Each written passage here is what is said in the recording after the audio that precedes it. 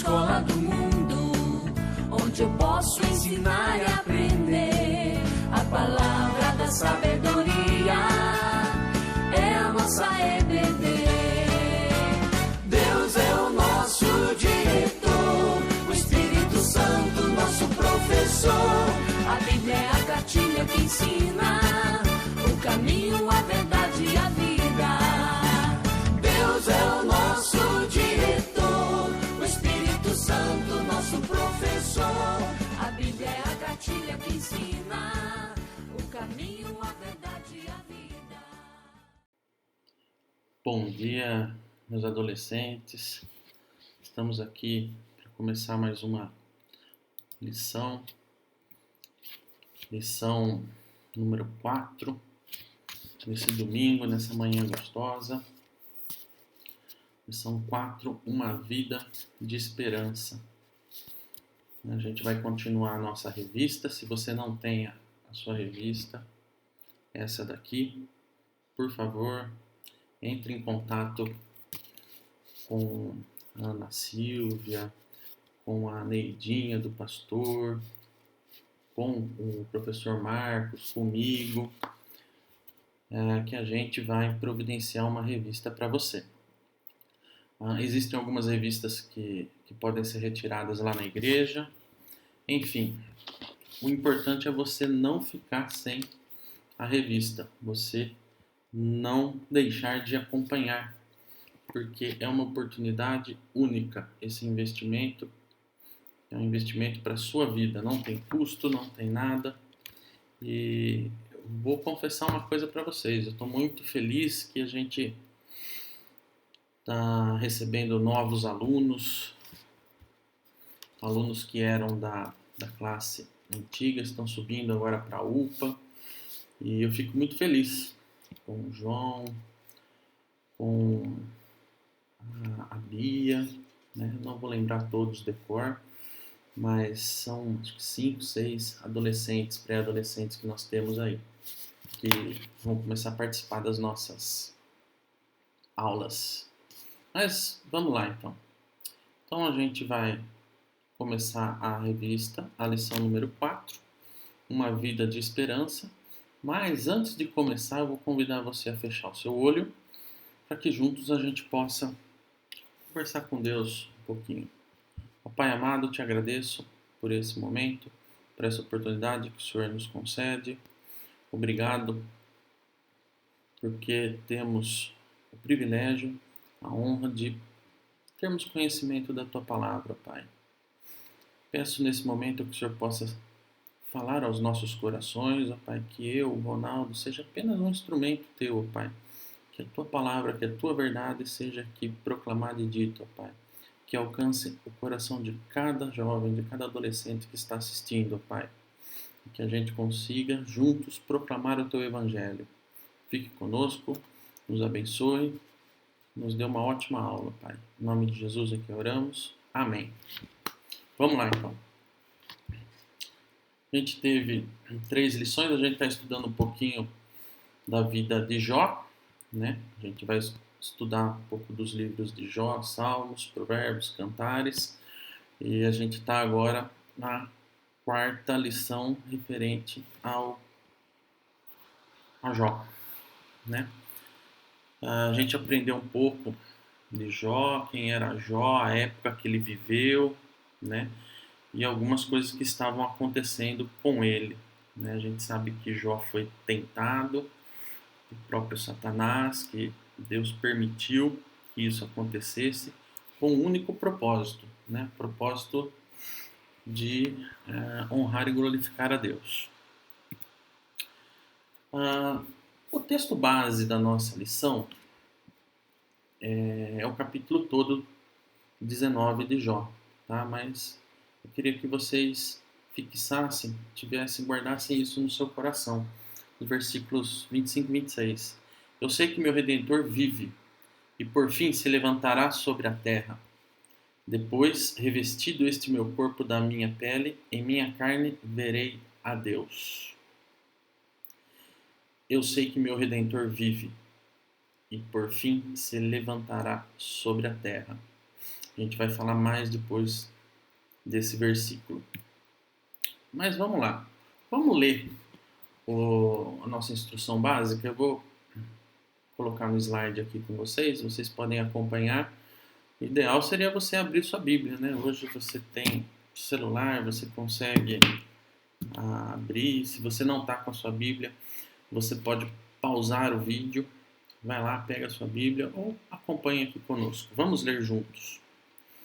Então respondeu Jó: até quando afligireis a minha alma e me quebrantareis com palavras? Já 10 vezes me vituperastes e não vos envergonhais de injuriar-me? Embora haja eu, na verdade, errado, comigo ficará o meu erro. Se quereis engrandecer-vos contra mim e me arguis pelo meu opróbrio, sabei agora que Deus é que me oprimiu e com a sua rede me cercou. Eis que clamo, violência, eu não sou ouvido, grito, socorro, porém, sem justiça, não há justiça. O meu caminho ele fechou, e não posso passar, e nas minhas veredas pôs trevas. Da minha honra me despojou e tirou-me da cabeça a coroa. Arruinou-me de todos os lados, e eu me vou, e arrancou-me a esperança como uma árvore. Inflamou contra mim a sua ira, e me tem na conta de seu adversário. Juntas vieram as suas tropas, prepararam contra mim o seu caminho e se acamparam ao redor da minha tenda. Pois longe de mim há meus irmãos, e os que me conhecem como estranhos se apartaram de mim. Os meus parentes me desampararam, e os meus conhecidos se esqueceram de mim. Os que abrigam na minha casa e as minhas servas que têm por estranho, e vim a ser estrangeiro aos seus olhos. Chamo o meu criado e ele não me responde. Tenho de suplicar-lhe eu mesmo. O meu hálito é intolerável à minha mulher, e pelo mau cheiro sou repugnante aos filhos de minha mãe. Até as crianças me desprezam, e querendo eu levantar-me, zombam de mim. Todos os meus amigos íntimos me abominam, e até os que eu amava se tornaram contra mim. Os meus ossos se apegam à minha pele e à minha carne, e salvei-me só com a pele dos meus dentes. Compadecei-vos de mim, amigos meus, compadecei-vos de mim, porque a mão de Deus me atingiu. Por que me persegues como Deus me persegue e não cessais de devorar a minha carne? Quem me dera fosse agora escritas as minhas palavras, quem me dera fossem gravadas em livro, que, com pena de ferro e com chumbo, para sempre fossem esculpidas na rocha, porque eu sei que o meu Redentor vive e, por fim, se levantará sobre a terra. Depois, revestido este meu corpo da minha pele, em minha carne verei a Deus. Vê-lo-ei por mim mesmo, os meus olhos o verão, e não os outros. De saudade me desfalece o coração dentro de mim. Se disserdes, como o perseguiremos? E a causa deste mal se ache nele? Temei, pois a espada, porque tais acusações merecem o seu furor, para saberdes que há um juízo. São os 29 versículos. Nosso texto é um texto longo, tá? Mas ele é um texto dividido em três partes que a gente vai estar analisando e aprendendo hoje, ok? Vamos lá então, para a gente entender todo o contexto. Principal, eu sei que meu Redentor vive, no versículo 25. Na primeira parte, Jó responde furiosamente às acusações de seus amigos, para que eles reconheçam o que Deus lhe havia feito. A gente viu que Deus permitiu que Satanás tocasse a vida de Jó. Então, Jó foi tocado, Jó ficou doente, Jó perdeu tudo que ele tinha, tá? Sempre com um propósito. A gente vai estar estudando isso. Tá? Jó, depois dos versículos de 7 a 20, ele tem uma longa lista de lamentos sobre todos os infortúnios que a gente leu aí no nosso texto. A gente viu que ele fala dos servos, que os servos já não obedeciam ele, mas a mulher dele não queria ficar perto dele. Ele estava cheio de doenças, ele acabou virando uma pessoa, um ser humano repugnante, cheirava mal, ele perdeu todas as suas posses, os amigos zombavam dele, né? Então, foi bem pesado o que aconteceu com Jó, né? E depois, no final do texto, ele adverte os seus amigos sobre tudo o que eles estavam fazendo.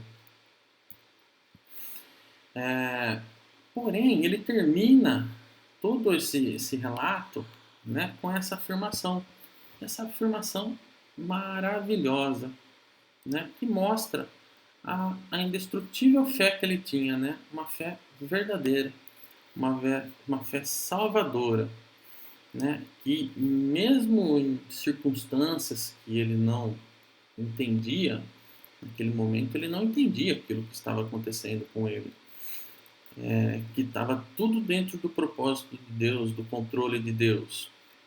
E ele se apegou à fé mais básica do Evangelho, sabendo que o seu Redentor vive. E isso é importante porque aponta lá na frente, para Cristo. Quando as tempestades da vida são intensas, elas parecem não ter um fim, né? E é aí que o cristão deve afirmar que Cristo é o seu Redentor, né?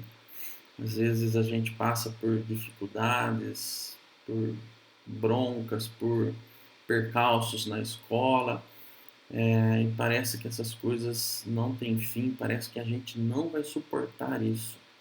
Porém, a gente tem que se apegar em que Cristo é o nosso Redentor.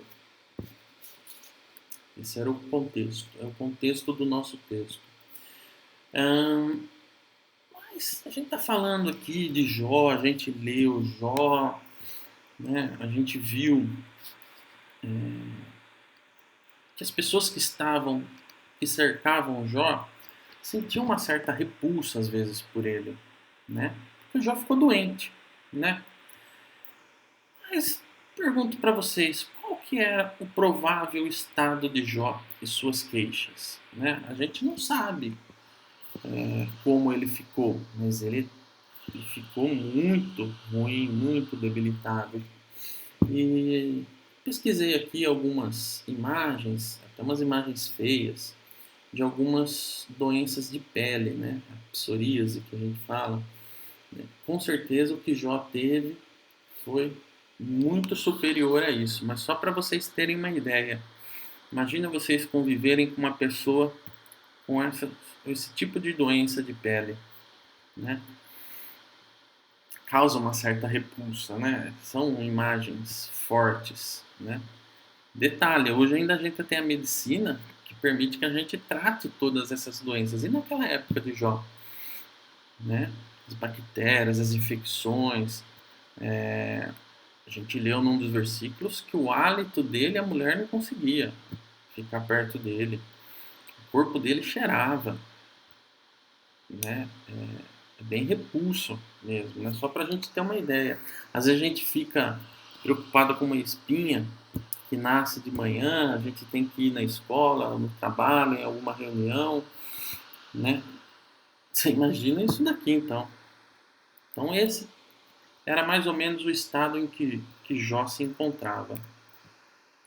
A gente vai ver aqui a primeira parte do texto, que são os versículos de 1 a 5, né? A rejeição e as acusações sem motivo. Nós vimos que no começo do texto, o Jó, ele começa o texto se expressando para seus amigos, né? E o que aconteceu? Os amigos de Jó, eles ficaram acusando Jó, né? E vocês imaginam uma pessoa, você acusar uma pessoa, a pessoa já está debilitada. Não só fisicamente, mas emocionalmente ela fica destruída, né? E os seus amigos que ficam perto de você, em vez de te darem apoio, ainda vêm e te acusam, né? Isso deixou Jó muito, muito ferido, né? Ele percebeu que os amigos dele não os ajudaram. Muito pelo contrário, as suas palavras afligiram a sua alma, né? E literalmente quebrantou. Está lá no versículo 2. Vou abrir aqui, ó. Até quando afligireis a minha alma e me quebrantareis com palavras? Porque não parava, isso continuava, né? A gente viu que alguns amigos ficaram nas lições passadas ao lado de Jó, mudos, quietos, só ficaram ali ao lado. Porém, esse tempo que eles ficaram não foi 1, 2 dias, foram meses, ok? E outros amigos o que faziam? Só cutucavam, só falavam. Então, na verdade, eles nem se preocupavam como que Jó estava, né? E ele fala, até quando afligireis a minha alma? Até quando vocês vão continuar fazendo isso? Né? Me atacando com palavras. Né? E a gente tem que aprender a observar, pegar esse exemplo e observar que todas as nossas palavras, elas produzem nas pessoas que ouvem e produz alguns efeitos. Isso pode machucar essas pessoas. E às vezes a gente nem sabe que está machucando. Né? Tem um ditado que diz que quem bate não lembra, mas quem apanha lembra. Então quem fala, às vezes não lembra que falou e não sabe que o que falou está prejudicando aquela pessoa, está pondo aquela pessoa para baixo, está afligindo a alma dele, está piorando a situação. Né? Então a gente tem que ter a noção do que o que a gente fala repercute diretamente na vida das pessoas. Jó sabia que não era uma pessoa perfeita e ele admitiu já ter errado. A gente viu no versículo 4, embora haja eu, na verdade, errado comigo, ficará o meu erro. Jó era um pecador, né? Então ele admitiu ter errado, mas ele não entendia por que essas coisas estavam acontecendo na sua vida, né? E achava que fossem consequências de um pecado específico. Prova disso é o fato de que as pessoas com erros semelhantes aos que os amigos de Jó tinham, o acusavam de ter cometido, eles não eram punidos como Jó estava sendo punido. Né? A gente vê colegas nossos, colegas de escola, colegas de trabalho, que às vezes cometem os mesmos erros que nós e às vezes eles não são punidos e nós somos punidos. No fundo, os amigos de Jó estavam mais preocupados em mostrar que eles eram melhores que ele do que ouvir e tentar consolá-lo. Na verdade, eles queriam colocar Jó para baixo e falar, olha o que você está fazendo aí é consequência de algum pecado seu.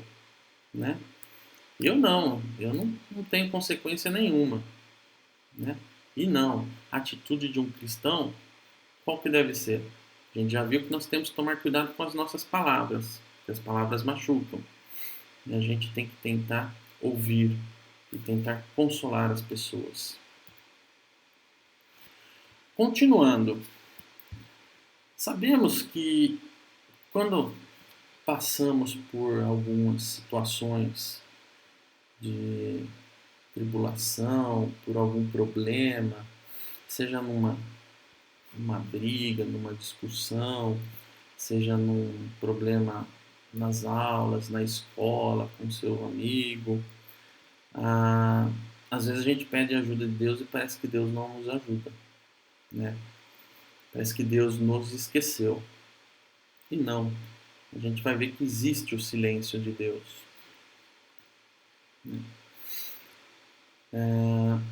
Primeiro, você imagina Jó com aquela pele, sofrendo, todo mundo perdeu filhos, perdeu riquezas, perdeu terras, perdeu rebanhos, perdeu tudo.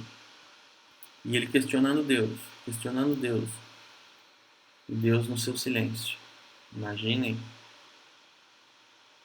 Porém, Jó acertou que Deus é quem estava controlando a situação.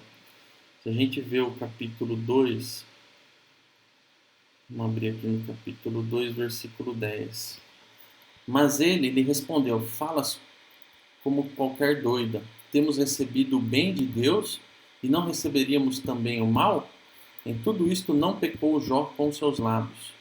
A mulher dele questionava ele, e mesmo assim ele tinha o conhecimento de que Deus dava o bem e também não poderia receber o mal, né? E mesmo assim Jó não pecou com seus lábios. Mas Jó errou ao concluir no capítulo, deixa eu abrir aqui no capítulo 19, versículo 11, que Deus estava irado com ele. Inflamou contra mim a sua ira e me tem na conta de seu adversário. Mas a gente vai ver que Deus, muito pelo contrário, não estava irado com Jó. Deus estava satisfeito pelo modo como seu servo estava se portando em meio a tanta dor, sofrimento e injustiça. Jó foi fiel. Jó permaneceu firme na sua fé. Porém, Jó era humano. A gente vai ver agora que Jó atribuiu, atribuiu a Deus, na verdade, algumas ações contra ele. Vamos ver. Primeiro, Deus o oprimiu. Versículo 6. Sabei agora que Deus é que me oprimiu, e sua rede me cercou. Deus não o ouvia. Eis que clamo, violência, não sou ouvido, grito, socorro, porém não há justiça. O silêncio de Deus estava tão presente na vida de Jó que ele clamava por violência. Olha que loucura. Ele estava por socorro. E Deus não ouvia. Deus fechou as possibilidades para livrá-lo. Versículo 8. O meu caminho ele fechou e não posso passar, e nas minhas veredas pôs trevas. Deus acabou com sua honra e com seu prestígio. Versículo 9. Da minha honra me despojou e tirou-me da cabeça a coroa. Versículo 10 agora. Deus arruinou sua vida totalmente e tirou toda a sua esperança. Arruinou-me todos os lados. Eu me vou e arrancou-me a esperança como uma árvore. Deus se irou e o fez seu inimigo. Inflamou contra mim a sua ira e me tem na conta de seu adversário. Isso era Jó que estava atribuindo a Deus. Então, na verdade, por causa do silêncio, Jó foi cultivando, criando esses pensamentos. Pensando que Deus estava fazendo isso, que Deus fechou as possibilidades.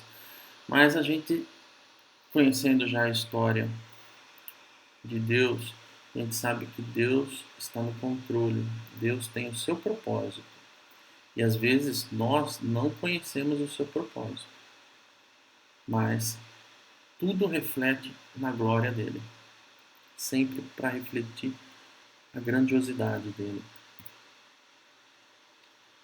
Sabemos que num momento de aflição, qualquer espera parece uma eternidade. Diante da aflição é fácil chegarmos a uma percepção e a conclusão falsa e precipitada acerca do que acontece, E às vezes, por não esperar obter uma resposta, todas as nossas conclusões são equivocadas. A gente fica esperando, fica ali, igual o Jó, foi tirando as suas conclusões. Por exemplo, vocês acham que uma criança de 6, 7 anos, quando ela é disciplinada, ou quando o pai obriga ela a fazer alguma coisa, a criança pensa que o pai está fazendo isso por amor a ela? Não, no primeiro momento ela vai pensar que o pai está bravo, está com raiva dela. Você não ficou de castigo nunca? Você nunca ficou bravo com seu pai? Né? Mas a gente vai entender isso depois mais para a nossa juventude, para a nossa mocidade, que essas correções vêm e vêm com amor. Né? Com amor. E às vezes a gente não entende isso. Mais uma vez, a importância de esperar o tempo certo para emitir as nossas opiniões. Não façam como os amigos de Jó. Não fiquem ali na orelha, cutucando, apontando. Estejam aptos para ouvir e para consolar. Às vezes, no silêncio de Deus, a gente pode exercer esse ministério de ouvir, de ser companheiro, né? E de não falar. Né? Continuando. Jó foi abandonado por todos. Então, ele faz um relato. Seus amigos não estavam ajudando em nada, muito pelo contrário, pioraram a situação dele. Né? Depois a gente viu que ele se revoltou um pouco contra Deus ali, achando que Deus estava colocando as trevas no caminho dele, que Deus tinha abandonado ele, que Deus tinha se irado com ele, né?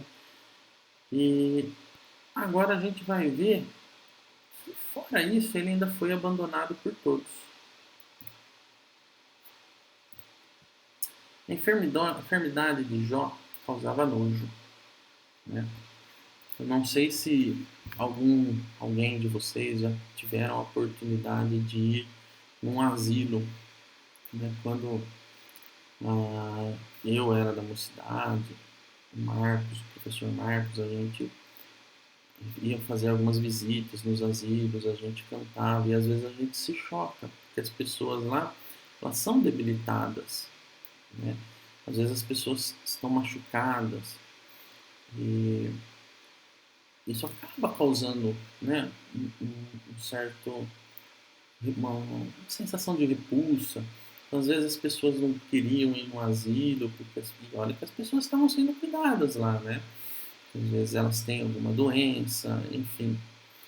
Agora, imagina a enfermidade de Jó, diante daquelas fotos que a gente viu, né? Causava nojo. As pessoas o viam como uma pessoa asquerosa, fedida.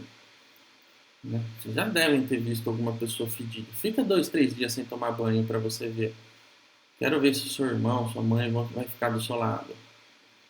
Muito pelo contrário, né? Eles vão mandar você tomar um banho e ficar limpinho. Mas as pessoas o viam como uma pessoa asquerosa. Todos queriam se afastar de Jó, inclusive a sua esposa. Lembra das fotos que a gente viu, né? Imagina aquela doença de pele, o hálito. Ele não escovava o dente todo dia. Mas fora isso ainda tem o agravante da doença. Né? Jó foi abandonado pela própria família. Ele foi abandonado por todos. Os seus criados foram embora. A gente leu no texto que ele tinha que implorar para os criados dele virem fazer algum pedido, atender ali alguma demanda. Né? E eu pergunto para vocês, que tipo de família é essa? Que tipo de família é essa que abandona?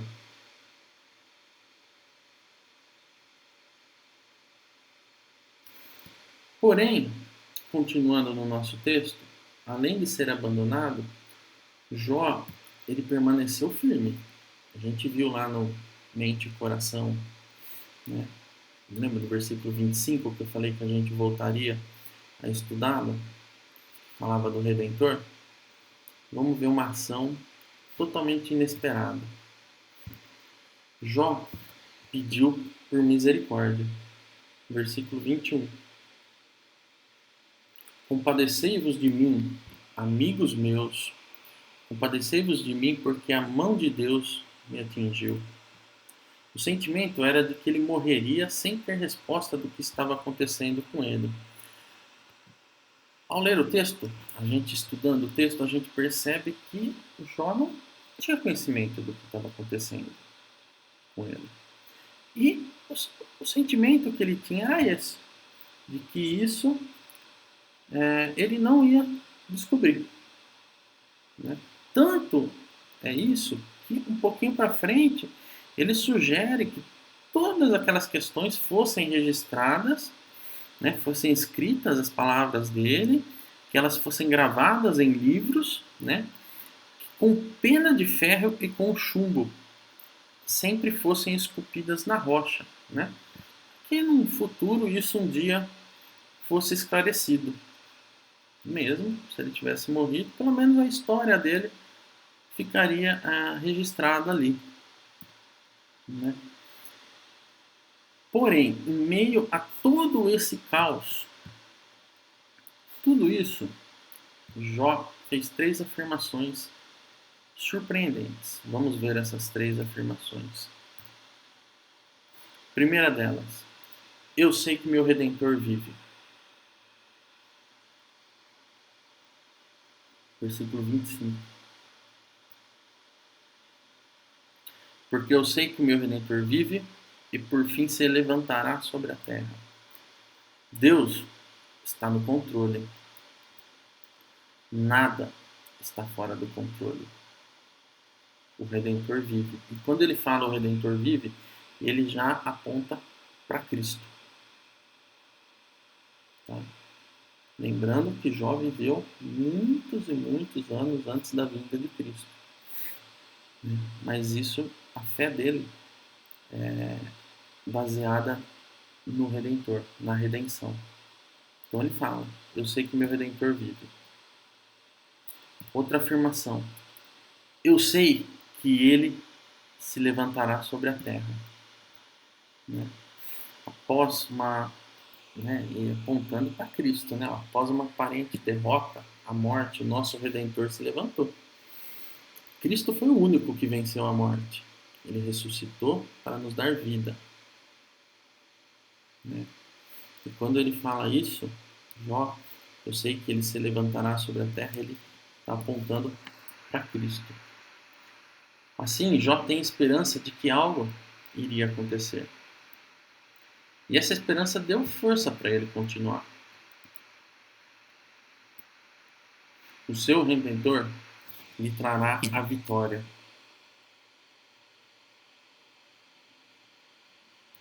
Outra afirmação que Jó fez. Eu sei que verei a Deus com meus próprios olhos. Versículo 27. Vê-lo-ei por mim mesmo, os meus olhos o verão, e não outros. De saudade me desfalece o coração dentro de mim. Somente os puros verão a Deus. Lá em Mateus fala isso, nas bem-aventuranças. Jó sabia que o seu Redentor, por misericórdia, o absolveria de toda a culpa. O seu Redentor perdoaria todas as culpas conhecidas e desconhecidas.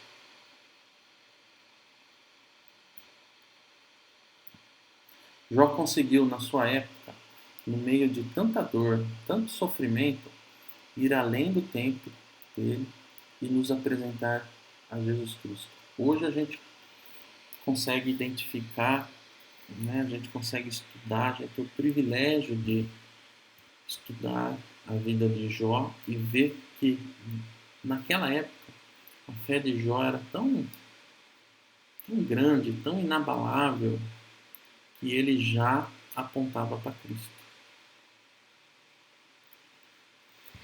Para a gente refletir agora, para finalizarmos a nossa aula. É preciso sermos sensíveis aos pensamentos e sentimentos de uma pessoa que passa por sofrimento. É preciso confiar em Deus, ainda que todas as circunstâncias sejam desfavoráveis. E é preciso reafirmar nas convicções sobre a presença de Deus em nossa vida. Então, para vocês refletirem aí. Cuidado com o que vocês falam. É preciso sermos sensíveis aos pensamentos e sentimentos de uma outra pessoa que passa por sofrimento. É preciso confiar em Deus, ainda que todas as outras circunstâncias sejam desfavoráveis. Lembre-se, Deus está no controle, Deus é soberano e Deus te ama. É preciso reafirmar nas convicções sobre a presença de Deus em nossa vida. Cristo é o nosso Redentor. Aprendemos mais um pouco aqui da vida de Jó.